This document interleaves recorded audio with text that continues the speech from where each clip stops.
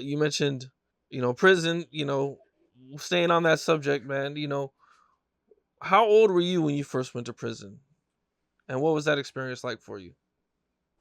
When coming out of YA from I had two temp bodies, ADWs, and I ended up with the 7 to life deals they used to give us back then. So I did 4 years. Went to board. The board found me fit because I had to go to board, suited up, and talk to the board and beg for my freedom. And they released me.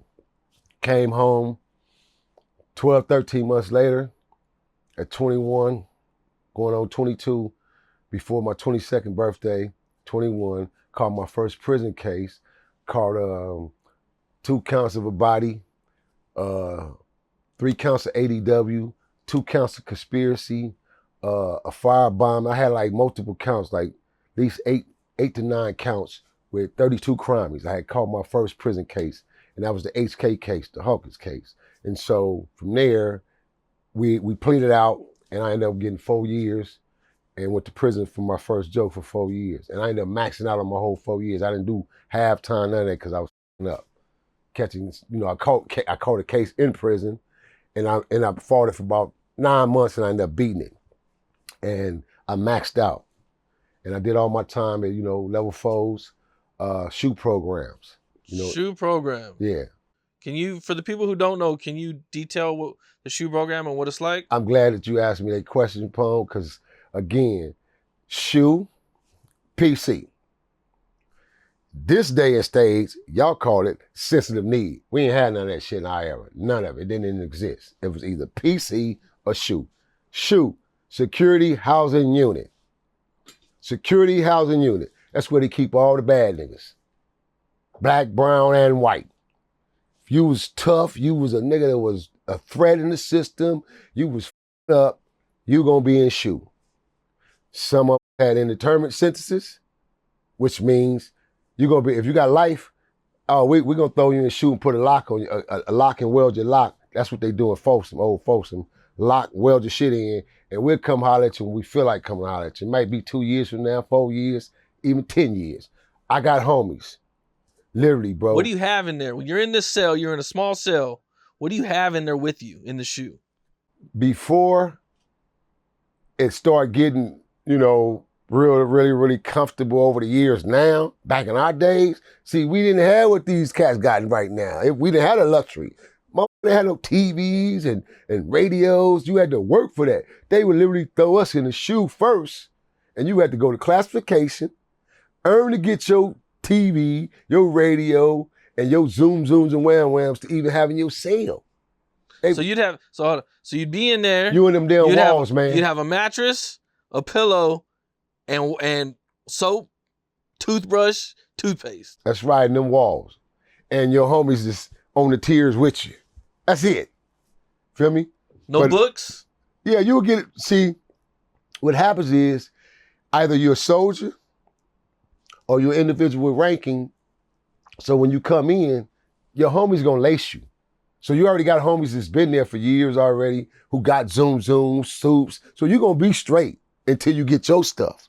You won't starve unless you one of them busters and you ain't got no business. They put you over there by mistake anyway, and they gonna get you up out of there. But if you a homie, they gonna take care of you. Your homie's gonna look out for you.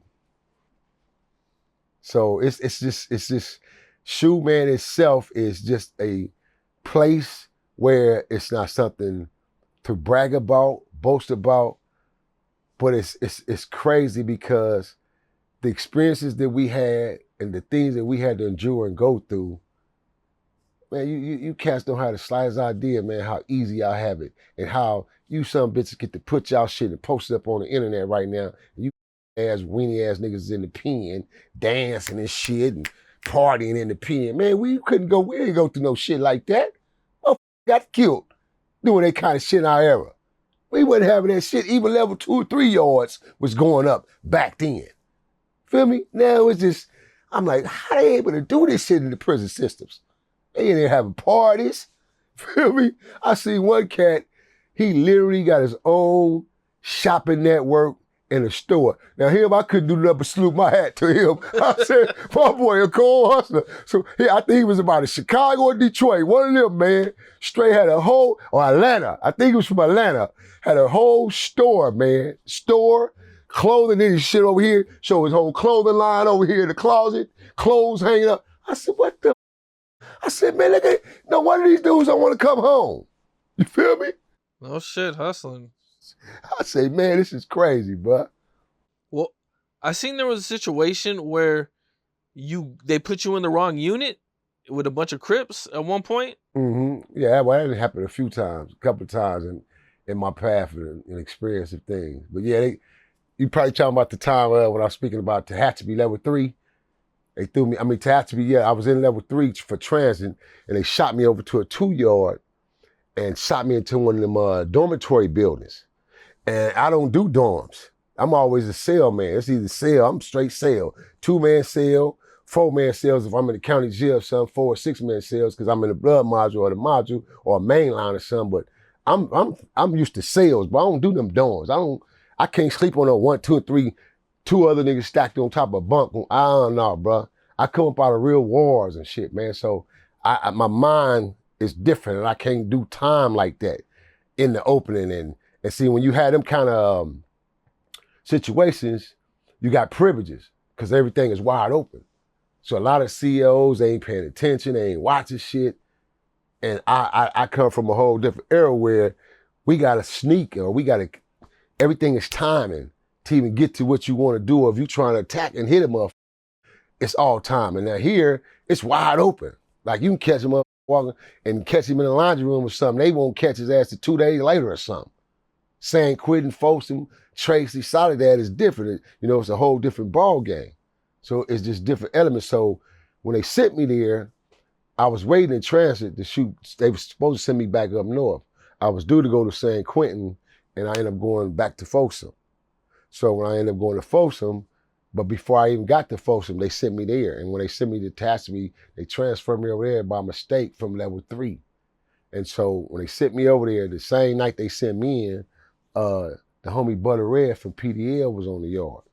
And he was supposed to be running the blood card at that time.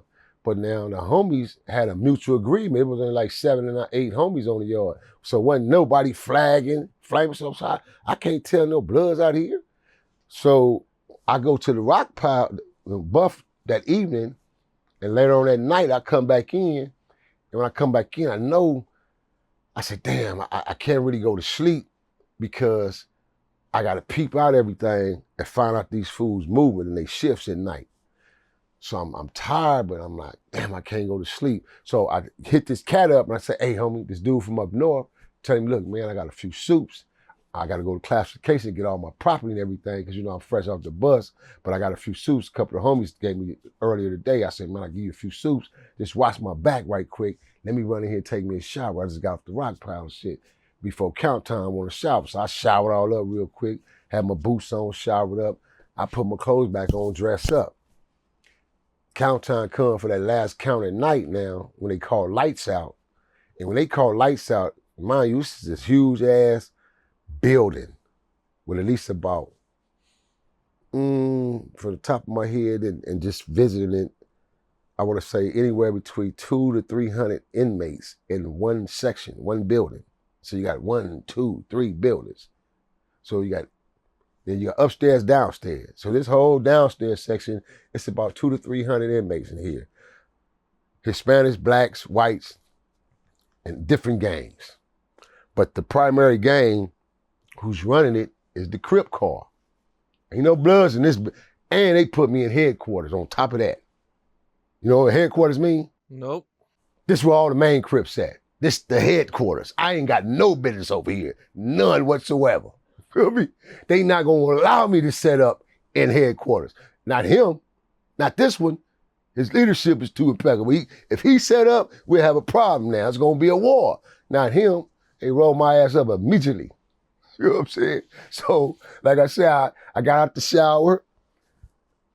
I sit on my top bunk, waiting on count, and I laid back. So when I laid back, Pone, I took my blanket and just put the blanket over me. I got my boots on, mind you, I'm fully dressed. I laid back. And I never forget it because I remember they called his name. It was like eyes, green eyes. And I remember when I jumped up off my bunk and fired, and I looked right in his face. He had green eyes and shit. You know what I'm saying? But a cat from Compton, they sent the youngster at me first, and he came at me, and I got a scar on my shoulder right here across my shoulder. He came right at me, and I was laid down, sleep. And when I was laid down, just the motion and the intuition of me being in prisons and me, like I say, being on point and being in wars and shit, coming from the streets and coming from out them projects, my intuition kicked right in. My eyes snapped wide open as the blow was coming down, and I seen it. And he hit me, boom, in my shoulder. And when he hit me in my shoulder, I flipped off the bed, bam, and I came down in the air. When I came down, I came right on him, boom, boom, fired on him. Instead of him having aggression and just stay on me, because that's what I'd have did if it was me. Once I'd have poked him, I'd have been on him. He wouldn't have got off that bunk. I'd have grabbed him and been on his ass. Instead, he hit me. So that let me know he was scared. He didn't have that aggression. And I came right off the bunk on him. Boom, boom. And now my aggression kicked in now because I know it's survival. They finna beat me. These niggas finna stomp me out. And ain't no telling how many more knives is coming at me. I don't know. I don't know what's coming from my left, from my blind, from the back. All I know right now, I got to get to that door. Everything in front of me moving, I'm thumping on. I got to get to that door. That's what I did. So when I fired on him, boom, boom, I came right back. When I fired on him, I get hit. Boom, boom.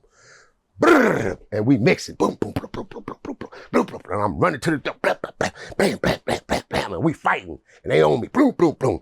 Bam. Again, like I say, another one come, he swing on me, and I dip out of it. And at the same time, here come the CEOs busting the door. Get out, get out. They grab me. Get out, what the who are you? What are you doing? I said, what you mean what I'm doing?